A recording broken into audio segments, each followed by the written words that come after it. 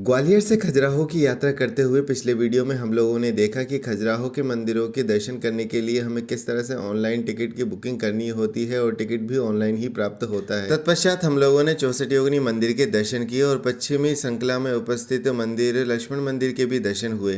तो आज हम इस श्रृंखला को आगे बढ़ाते हुए जितने भी बचे हुए मंदिर हैं उन सब का दर्शन करेंगे, उनके बारे में जानेंगे, उनकी हिस्ट्री के बारे में जानेंगे। तो इस वीडियो को जरूर पूरा देखिएगा। मेरा नाम है संजय सिंह और हर बार की तरह इस बार भी हमारे साथ में रहेंगी रूस से आई हुई मेरी मित्र तानिया। खजुराहो के पश्चिम मंदिर श्रृंखला में जो दूसरा महत्वपूर्ण मंदिर है वो विश्वनाथ मंदिर है। इस मंदिर के बनने की जो शुरुआत हुई थी वो करीबन 990 से लेकर 1002 के बीच में बताई जाती है और इसको जो बनवाया था वो राजा लक्ष्मण वर्मा, जिन्होंने कि लक्ष्मण मंदिर बनवाया था, उन्हीं के पुत्र ने इसका निर्माण करवाया था और उनके जो पुत्र का नाम था वो था धनराज देव।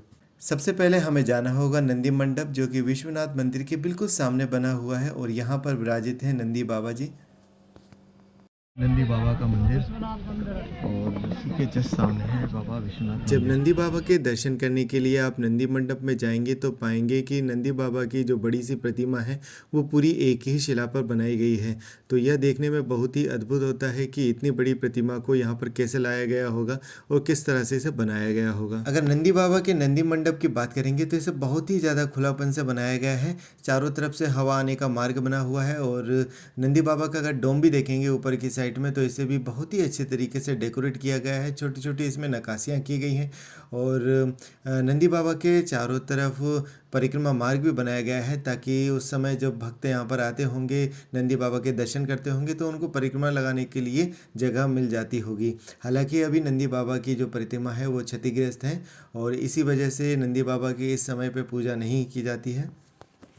जैसा कि सभी शिव मंदिरों में आपने देखा होगा कि जो शिवलिंग होती है ठीक उसके सामने ही नंदी बाबा को बिठाया जाता है। ठीक वैसा ही दृश्य आपको यहाँ पर भी देखने को मिलेगा कि हमारे जो बाबा विश्वनाथ जी बैठे हुए हैं ठीक उनके सामने ही नंदी बाबा को बिठाया गया है और दोनों का जो लेवल है वो बिल्कुल एक ही रखा गया है ताकि हमारे नंदी महाराज जी हमेशा अपने बाबा विश्वनाथ जी को देखते रहें।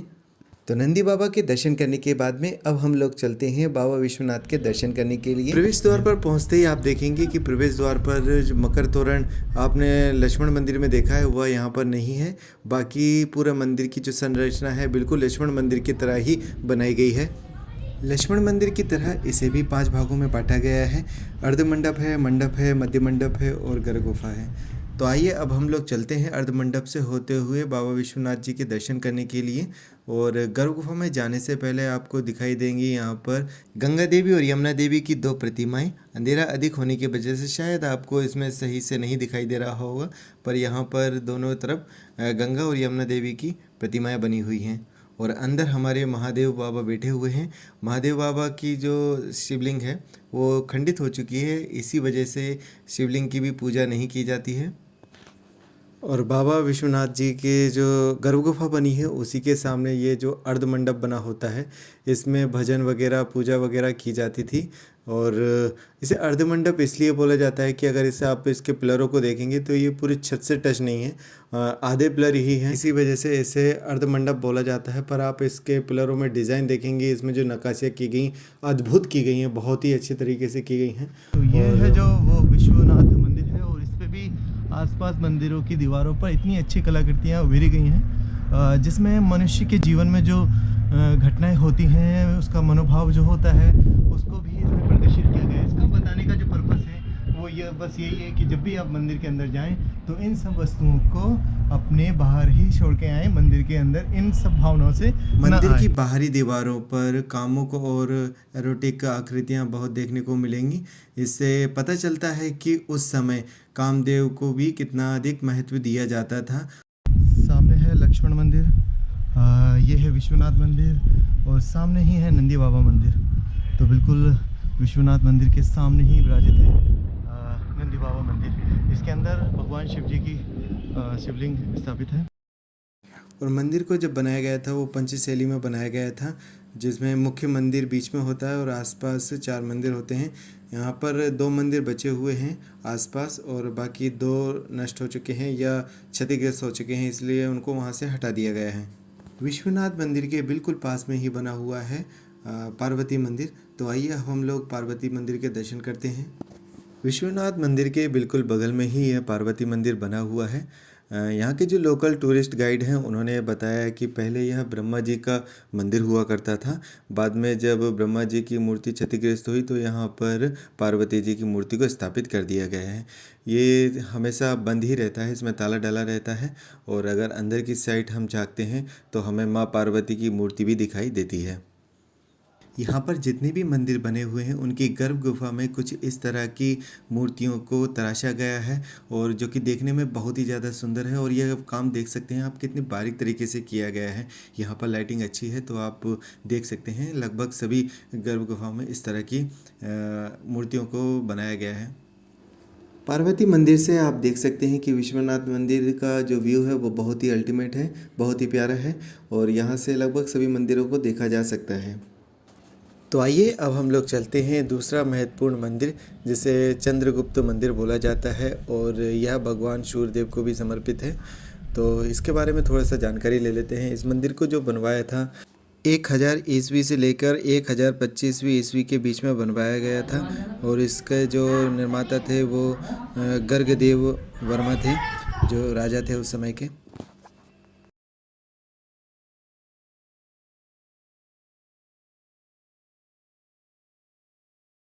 गर्भगृह में अगर जाएंगे तो आप पाएंगे यहाँ पर सूर्यदेव और चंद्रगुप्त जी की दो प्रतिमाएं आपको यहाँ पर दिखाई देंगी। सामने जो रखी हुई है वो सूर्यदेव की प्रतिमा है, जो कि आप देख सकते हैं कि नीचे 7 घोड़े बंधे हुए हैं और उनके ऊपर उनकी प्रतिमा विराजित है। चंद्रगुप्त जी की जो मूर्ति है वो थोड़ी सी ज़्यादा ही क्षतिग्रस्त हो चुकी है। गर्भगृह में बहुत अधिक अंधेरा होने की वजह से शायद आप लोगों को तस्वीरें पूर्ण रूप से स्पष्ट नहीं हो पा रही होंगी, पर गर्भगृह यहाँ पे जो भी जितनी भी मूर्तियाँ हैं वो सभी क्षतिग्रस्त हैं, और इसी वजह से यहाँ पर पूजा पाठ नहीं किया जाता है। क्योंकि हिंदी रीति रिवाज में अगर कोई भी देवी देवता की मूर्ति खंडित हो जाती है, कोई भी भाग टूट जाता है, तो फिर उसकी पूजा करने का कोई विधान नहीं है। इसी वजह से लगभग यहाँ पर जितने भी मंदिर हैं वहाँ पर पूजा पाठ नहीं होती है। और मंदिरों की तरह ठीक आपको चंद्रगुप्त मंदिर के बाहरी दीवारों पर बहुत अच्छी अच्छी प्रतिमाएं उभरी हुई प्रतीत होंगी और दिखाई देंगी। इसमें देवी देवताओं के साथ में जो इंद्रलोक में अप्सराएं होते हुआ करती थी, जो नृत्य करा करती थी, उनकी भी आपको इसमें झलक के देखने को मिलेगी। ऑफ कोर्स जो कामुक दृश्य हैं और एरोटिक दृश्य हैं वो सारे आपको यहाँ पर भी देखने को मिलेंगे। खजुराहो की अगर ये श्रृंखला आप देखने आ रहे हैं तो एक पर्सनल राय ज़रूर मैं देना चाहूँगा कि कुछ चीज़ ऐसी पहन के आइए, शूज़ वगैरह मत पहन के आइए, क्योंकि आपको बार बार उतारने पड़ेंगे। करीबन 6 से 7 मंदिर हैं और बार बार शूज़ उतारने पड़ते हैं, फिर मंदिर में जाना पड़ता है, फिर पहनने पड़ते हैं। तो अगर स्लीपर वगैरह पहन के आ सकते हैं तो it would be a better, बार बार आपको उतारने की ज़रूरत नहीं पड़ेगी। सामने अभी 3-4 मंदिर कवर कर चुके हैं और 2 मंदिर और बचे हुए हैं।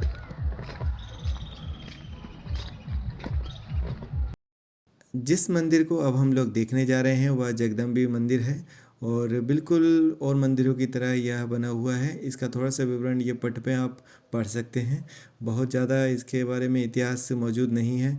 और कांदरिया महादेव के बिल्कुल बगल में यह बना हुआ है। स्ट्रक्चर की बात करें तो बिल्कुल और मंदिरों की तरह यह बना हुआ है। आगे जाते ही आपको ये इस तरह के 2 दीवारें या आले मिल सकते हैं जिसमें मूर्तियाँ अभी नहीं हैं।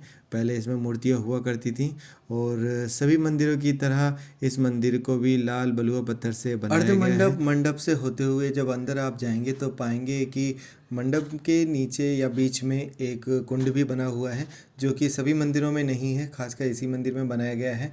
तो ये हो सकता है कि बाद में बनाया गया हो। यहाँ की जो गर्भगृह है उसमें ताला डाला हुआ है, पता नहीं क्यों, पर अंदर जाने की शायद परमिशन नहीं होती है, और अंदर काफ़ी ज़्यादा अंधेरा है। गर्भगृहों की अगर चारों तरफ की दीवारों और चौखटों को देखेंगे तो इसमें भी बहुत ही बारीक नक्काशियाँ की गई है। मूर्तियों को बनाया गया है, छोटी छोटी मूर्तियों को बनाया गया है, जिसे देखने से ही प्रतीत होता है कि इसको बनाने में कितनी ज़्यादा मेहनत लगी होगी, क्योंकि उस समय इतनी मशीनरी नहीं हुआ करती थी और ये सब हाथों से ही बनाया गया है।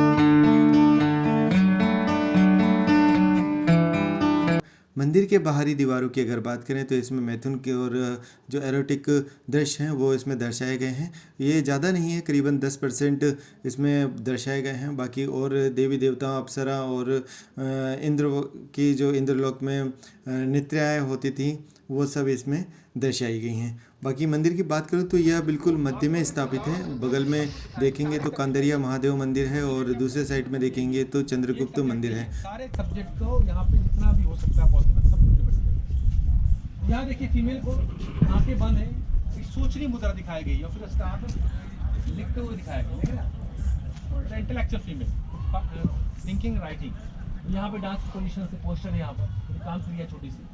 तो खजुराहो मंदिर अभी और भी काफ़ी सारे बचे हुए हैं जिनका हम कल या अगली आने वाली वीडियो में दर्शन करेंगे।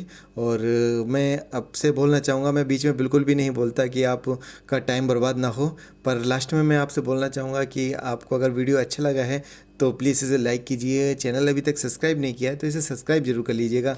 और आप लोगों का कमेंट और सजेशन हमेशा मेरे लिए मोटिवेशन रहेगा, तो आप वो भी कीजिएगा। Thank you so much for watching और मिलते हैं एक नई वीडियो के साथ। Thank you.